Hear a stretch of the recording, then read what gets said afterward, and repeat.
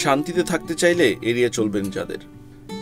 জীবনের নানা পর্যায়ে আমাদের বিভিন্ন মানুষের সঙ্গে পরিচয় হয়, তাদের নিয়েই আমাদের এগিয়ে যেতে হয়।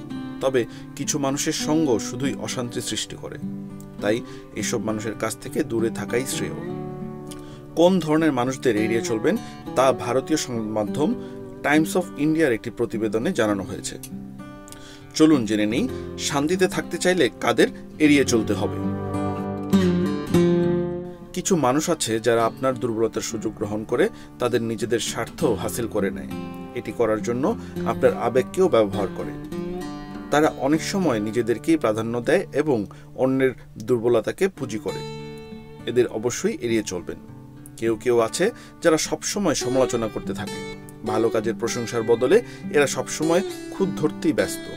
তাদের এই নেতিবাচক মনোভাবের কারণে সকল উদ্দীপনা নষ্ট হয়ে যায় অন্যদের। এই ধরনের মানুষকে জীবনে স্থান দেবেন না।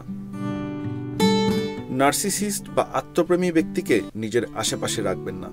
আত্মপ্রেমী মানুষ নিজের স্বার্থকেই প্রাধান্য দেয় সবসময়। তারা নিজেদের সাফল্যের জন্য অন্যদের বিপদে ফেলতেও দ্বিধাবোধ করে না। কেউ কেউ আছে যারা সবসময় প্রতারিত ব্যক্তি সাজে বা ভিকটিম রোল প্লে করে।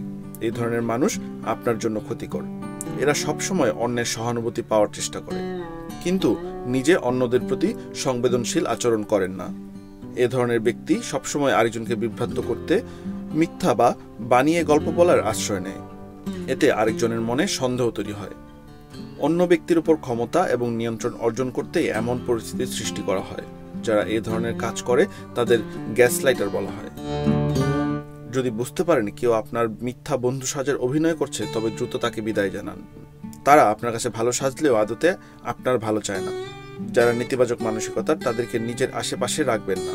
তারা আপনার মানসিক শান্তি নষ্টের কারণ হতে পারে।